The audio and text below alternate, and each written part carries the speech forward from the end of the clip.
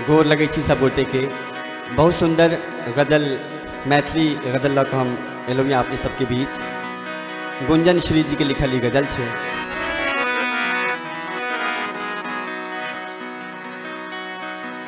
फांस सौ निकलल छी रातिक, हम फुलायल भोर छी।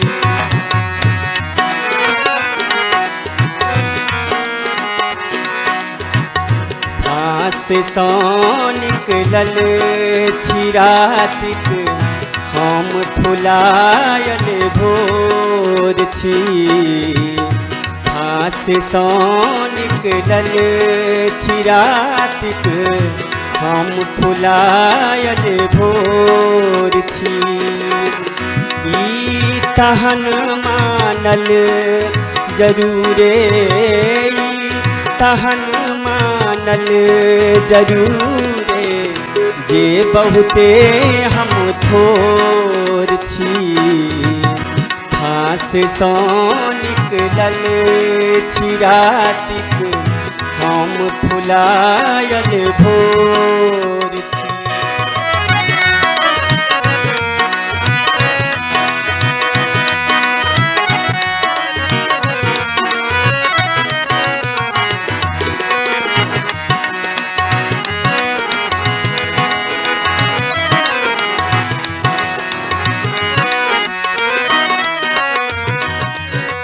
काली धरी जे छल पसारती, नित क्षितिज पर काली माँ। काली धरी जे छल पसारती, नित क्षितिज पर काली माँ। आई से बाजल चिकरिका, हम सुरूजक पोर छी। आई से बाजल चिकरिका, हम सुरूजक पोर छी। क्या बात।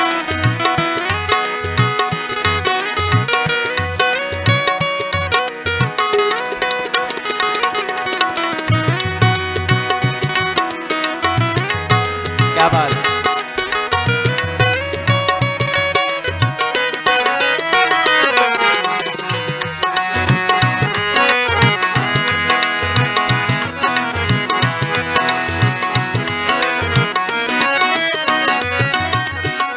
की भेलै की नहीं भेलै, की हेतै की हेतै, की भेलै की नहीं भेलै, की हेतै की हेतै।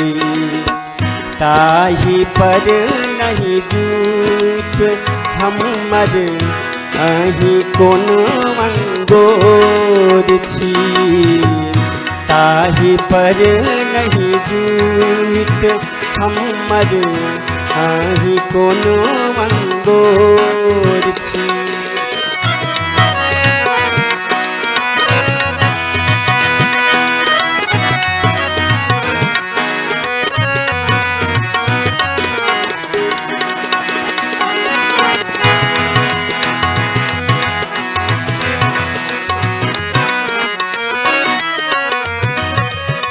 सब बदल बाक क्षण में, ओ जे चुपे घड़ी आयल।